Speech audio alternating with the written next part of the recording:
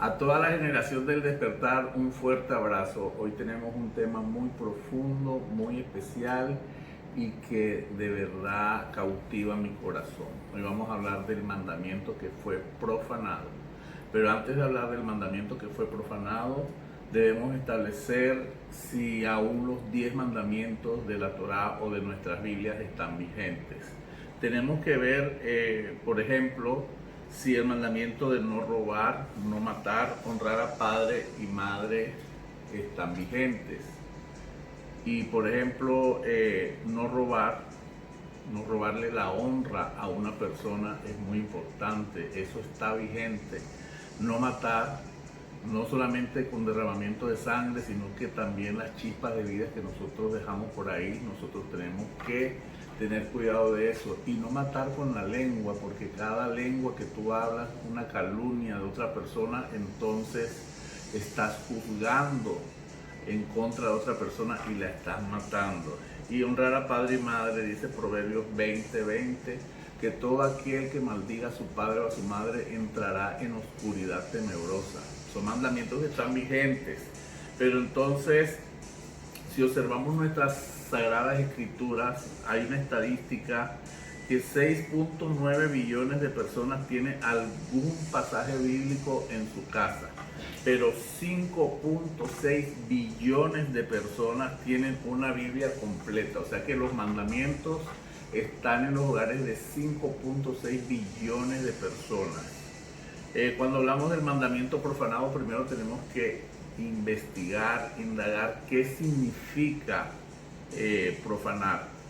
Y el diccionario nos dice que es tratar sin el debido respeto una cosa que se considera sagrada o digna de ser respetada. Entonces, el mandamiento que vamos a hablar hoy es un mandamiento que se considera sagrado, súper digno de ser respetado, pero antes de entrar al tema, quiero que revisemos una profecía que está en el libro de Daniel 7:25, que dice así: y hablará palabras contra el Altísimo, y a los santos del Altísimo quebrantará, y pensará en cambiar los tiempos y la ley, y serán entregados en su mano hasta tiempos y medio tiempo. Esta profecía habla de que la cuarta bestia hablará en contra del Altísimo y cambiará el tiempo y la ley. Investigando un poco escatológicamente y teológicamente y todas las enseñanzas que podemos recibir de las profecías bíblicas, nos damos cuenta que esa cuatro bestia es Roma, el sistema romano, que cambiaría los tiempos. Cuando hablamos de los tiempos, dice que cambiaría los calendarios y la ley cambiaría las escrituras. ¿Cómo se establece el cambio de los tiempos? Pues Roma, en el año 1582, por medio del Papa Gregorio XIII, establece un calendario solar y nos saca del diseño divino. Cuando usted se da cuenta que la Biblia, el libro de Bereshit o de Génesis, empieza y es la tarde y la mañana un día, es la tarde y la mañana el segundo día, nos damos que el calendario de la Biblia es lunisolar, y que cuando establecen ese calendario secular en el cual toda la humanidad está involucrada en ese calendario secular, entonces nos damos cuenta de que nos cambiaron los tiempos. Y la ley fue trastocada cuando comienzan a hacer transliteraciones de los sagrados libros, de la Torá al latín, del latín al inglés, del inglés al español. Imagínense cuánta esencia se perdió. Pensamos que esas transliteraciones fueron adulteradas con intención y también por error normal de que en el hebreo hay palabras que no se pueden transliterar al español o al inglés textualmente. Pero entonces vemos que cuando la Torá empieza a sufrir todas estas evoluciones a los diferentes idiomas, al griego, al latín, al francés, al inglés, hasta llegar al español, es un cambio que pudo haber cambiado mucho el sentido de lo que se quería expresar, valga la redundancia. Siendo así entonces que el mandamiento, el cuarto mandamiento, que dice así: Te acordarás del día de reposo para santificarlo. 6 días obrarás y harás toda tu obra, mas el séptimo día será sábado. El Señor tu Dios, no hagas en él obra alguna, ni tu hijo, ni tu hija, ni tu siervo, ni tu criada, ni tu bestia, ni tu extranjero que está dentro de las puertas, porque en 6 días hizo Adonai los cielos y la tierra y el mar y todas las cosas que en ellos hay, y reposó en el séptimo día. Por tanto, Adonai bendijo el día sábado y lo santificó. Eso está en Éxodo 28. Cuando vemos las transliteraciones o las traducciones de las Biblias que fueron tomadas por los masoretas y fueron tomadas por todas las sociedades bíblicas que empezaron a traducir todas estas Biblias, nos damos cuenta que todo lo que acabo de decir se resumió en santificar las fiestas. Y si vemos un documento de la iglesia tradicional, dice que en Éxodo 28 dice santificar las fiestas es el tercer mandamiento, porque existen fiestas religiosas, fiestas de santos y fiestas marianas. Santificar se puede reemplazar por el verbo respetar. O sea que ese mandamiento lo cambiaron totalmente al acomodo y a beneficio de la economía y de la política que estaba rigiendo en ese momento. Entonces, cuando nosotros volvemos a los textos originales que son la Torá, porque Israel con todos sus sabios han cuidado celosamente el texto, nos damos cuenta que Dios establece este mandamiento como un principio universal. En Bereshit 2:2 dice: y acabó Dios en el séptimo día la obra que hizo, y reposó el día séptimo de toda la obra que hizo. Y bendijo Dios el día séptimo y lo santificó, porque en él reposó de toda la obra que había hecho en la creación. Vemos que ahí Dios hace una separación de los 6 días y del séptimo día. Es muy importante tener en cuenta que lo establece como un principio. Y de ahí en adelante, todas las personas que vienen del linaje de Adán empiezan a practicar el Shabbat. El Shabbat es un día establecido como un fundamento para toda la humanidad, es como un estamento para toda la humanidad, y este mismo día de reposo se establece como un mandamiento en Éxodo 28. El Shabbat se establece desde la creación, comenzando por Adán. Adán le transmite esa tradición o esa ley a Set, a Enos, Cainán, Mahalael, Jared, Enos, Matusalén, Lamé, y hasta llegar a Noé. Y nos dice las Sagradas Escrituras que Noé engendró a Sem, a Cam y a Jafet. Y ahí cuando usted se ve la película de Hollywood se da cuenta que hubo un incidente en esa historia de Noé. Tuvo sus 3 hijos, pero uno de ellos se levanta contra él, y Noah maldice a la descendencia de Canaán. Entonces dice la Biblia, Cam tuvo descendientes, Cus, Misraim, Fut y Canaán, y Cus engendró a Nimro. Este personaje es muy importante porque Nimro es el primer hombre fuerte y armado que se levanta contra Dios. Él recibe de parte de su ancestro Canaán y de Cam el cinto que tenía poderoso en la tierra. Porque era considerado poderoso, porque ese cinto que tenía de Adán le daba milagros sobrenaturales para someter a los animales. Entonces lo consideraban un dios. Él se casa con Semiramis, una mujer muy hermosa pero llena de prácticas de ocultismo, y tienen un hijo que fue llamado Tamuz. Entonces Nimrod, Semiramis y Tamuz es considerada por primera vez la Trinidad: Padre por medio de Nimrod, Espíritu Santo por medio de Semiramis, y Tamuz, que es el famoso Hijo de Dios. Y eso se fue metiendo en las culturas, en las diferentes culturas. Recuerden que Nimrod fue el que edificó muchas ciudades, pero él fue el que promocionó fuertemente edificar la Torre de Babel. Babel significa rebeldía.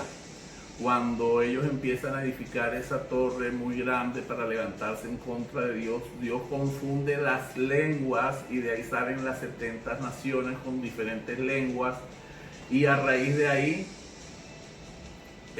la energía que que buscaba la descendencia de Adán, siempre encontrar en el Shabbat un día muy especial. Había permanecido esa tradición hasta ese momento. Cuando son esparcidos, la generación que fue esparcida de la Torre de Babel, se perdió el mandato y la costumbre y la tradición de practicar Shabbat, porque ellos sabían que ese día era tan vital, tan importante, demasiado esencial, pero se perdió. Pero tenemos la fortuna y la maravilla de que en esa misma generación aparece Abraham, que se casa con Sara. Sara también una mujer hermosísima, dicen que no había una mujer más hermosa en esa época, y ella recibe ese legado de encender las velas del Shabbat. Dicen que la tienda de Sara siempre emanaba esa presencia divina, esa Shekinah, y que esa energía le duraba 7 días. Las velas de Sara no se apagaban. Entonces ese linaje de Abraham y de Sara retoman la custodia de este mandamiento que fue atacado desde el principio, profanado desde el principio, y esa luz de la Shekinah descendía sobre el pueblo de Israel, porque el pueblo de Israel empieza a guardar celosamente este mandamiento. Pero de ahí en adelante ha sido un mandamiento muy perseguido, muy olvidado. También podemos decir que fue el mandamiento olvidado.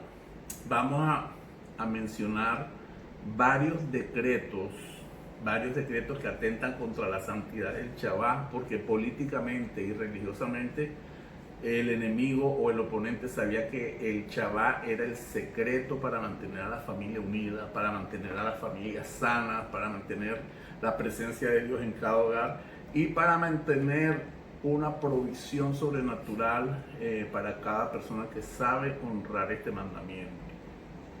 Vemos que el emperador Adriano en el año 117 al 138 abolió la práctica de la religión judía y la observancia del sábado o del Shabbat. Hay otro mandamiento: agradó a la iglesia de Dios cambiar el culto y celebración del día sábado por el día domingo. Eso está en el Código de Justiniano, libro 3, título 12, párrafo 2. Otro mandamiento, todos estos mandamientos son en diferentes épocas: descansen todos los jueces, la plebe de las ciudades y los oficios de todas las artes en el venerable día del sol. Ley dada por el emperador Constantino el Grande el 7 de marzo del año 321. Recuerden que domingo, Sunday, es el día del sol. Por otro lado, San Ignacio, Barrabás y Justino Mártir en el año 98 al 160 de nuestra era, ellos fueron llamados los padres de la iglesia y escribieron contra la observancia del sábado. Ellos argumentaron contra el sábado demostrando un espíritu antisemita. Si ellos fueron los padres de la iglesia que nosotros conocemos como cristiana, y no es para debatir, no es para, solamente estoy dando fechas y decretos que ellos hicieron para nosotros saber por qué fue cambiado el sábado para el domingo. Y vemos que estos padres de la iglesia tenían un espíritu antisemita. ¿Qué significa antisemita? Que están en contra de la descendencia de Sem. ¿Quién era Sem? Un hijo de Noah. Y Sem era el maestro de los hijos de Abraham, del mismo Abraham. Y entonces ese espíritu antisemita nos lleva en contra de todas las leyes establecidas en la Torá. Vemos otro decreto que dice: observamos el domingo en lugar del sábado, porque la Iglesia Católica transfirió la solemnidad del sábado para el domingo. Eso lo podemos encontrar en la editorial de Catholic Mirror, Baltimore, 23 de septiembre de 1893. Otra ley establecida: todas las cosas que eran permisibles para hacerse en el día del sábado la hemos transferido para el día del Señor. Esto lo dijo el arzobispo católico Eusebio en el año 330 de nuestra era. ¿Por qué este mandamiento es tan atacado? ¿Por qué tantas leyes restrictivas para sacarnos del diseño original de Dios? Porque vemos que el pueblo de Israel es tan bendecido porque ellos practican sagradamente el Shabbat. Es un mandamiento que el oponente nos ha querido robar. Miren, por medio de diferentes emperadores, diferentes leyes, los padres de la iglesia establecieron mandamientos que iban en contra del tiempo marcado. Es muy importante tener en cuenta que cuando la Torá habla en Levítico 23 en el tiempo marcado, es que no se puede cambiar. El viernes en la tarde comienza el día sábado, hasta el atardecer del sábado es un día que tiene una luz, que tiene una inmanencia, que tiene una fuerza, que tiene un poder de convocación. Y vemos en el Sidur, el libro de los rezos, hay una parte que me encanta cuando estamos orando en el Shaharí del sábado. Dice: se regocijarán en tu reino todos los que guardan el Shabbat y lo llaman placer. El pueblo que santifica el Shabbat, todos ellos se saciarán. ¡Wow! ¡Qué bendición tan grande! Y se llenarán de placer en tu bondad. Tú te complaciste en el séptimo día y lo santificaste y lo llamaste el más deseado de los días. También vemos en Isaías 58:13 que habla a favor del Shabbat y dice: si retraes tu pie del Shabbat, de perseguir tus propios intereses en mi día Kadosh, si llamas el Shabbat una delicia y el día Kadosh de Adonai, digno de honrar, entonces no, y lo honras no haciendo tus cosas usuales, ni permitiendo tus intereses, ni hablando de ellos. Si lo haces, encontrarás delicia en el Eterno, y yo te haré montar sobre las alturas de la tierra, y te alimentaré con la herencia de tu padre Jacob, porque la boca de Adonai lo ha hablado. ¡Wow! Es tremendo, tremendo todo lo que las promesas que encontramos en la Torá para todas las personas que practican. Pero en esta época hay un despertar de conciencia donde las personas se están dando cuenta que hay un misterio, que hay un secreto muy importante en empezar a festejar este día tan importante. Como algo extraordinario, les puedo contar que mi esposa un día en la madrugada recibió una orden audible y le dijo: guarda y santifica el día de reposo. Y desde ese momento nosotros empezamos a investigar, a estudiar muchas cosas y nos introdujimos por esa puerta de revelación, por esa puerta de bendición, y hasta el día de hoy hemos encontrado mucha revelación cuando empezamos a nosotros a cuidar este mandamiento. Vemos que en el Midrash de Barim de la Parashá Vaejenán dice: Dios le promete a Israel una recompensa maravillosa. Experimentarán el mundo por venir todos los que guarden y santifiquen el Shabbat, experimentarán un día en la eternidad. El Shabbat es un día en la eternidad. Y cuando nos alejamos de los preceptos que Dios marcó en su palabra, vemos consecuencias garrafales. Por ejemplo, una persona que no guarda Shabbat, no reposa, empieza a padecer de muchas enfermedades. Cuando la persona no reposa, no entra en esa paz de Dios, en ese shalom, entonces empieza a padecer la enfermedad del siglo. ¿Cuál es la enfermedad del siglo? El estrés. Moshe explica que el cumplimiento de una misbah se imparte una bendición, y así mismo ocurre si se transgrede, incurre en una maldición. Vemos la enfermedad del siglo, el estrés, el cáncer, el SIDA. Todos estos problemas vienen y producen alergias, reumas, porque las personas están estresadas. Vemos también en Levítico 25 que dice que 6 años trabajaremos nuestra tierra y el séptimo día reposará. Aunque es una ley para la tierra de Israel, nos damos cuenta que Israel salió exiliada hacia Babilonia debido a que no cumplieron esta ley. Y tenemos muchos otros ejemplos. Por ejemplo, en Levítico 11 nos hablan de cómo alimentarnos, nos dicen cuáles son los alimentos prohibidos, cuáles son los alimentos permitidos por salud de cada uno de nosotros, y nos damos cuenta que en China, donde nace esta pandemia del COVID-19, comen todo tipo de animales, y que este virus aparece a causa de los murciélagos que se alimentan allá, y fue totalmente un desastre esta pandemia, que aún estamos nosotros viviendo las consecuencias de esta pandemia originada por no comer los alimentos que son permitidos en la Torá. Entonces, todo incumplimiento de las misbah, de los mandamientos, de las ordenanzas, trae para nuestra vida consecuencias en nuestra salud, en nuestra economía. Y recordemos que si nosotros cumplimos los mandamientos, la bendición es para cada uno de nosotros.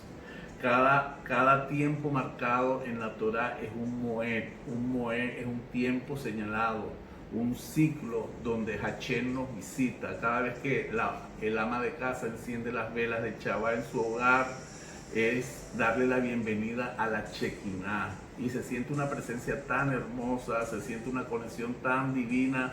Y si usted quiere saber algo más sobre el Shabbat, mi esposa tiene en el canal de YouTube todas las enseñanzas sobre el Shabbat, desde cómo se hace hasta qué implicaciones tiene, qué bendiciones tiene, qué bendiciones se hacen.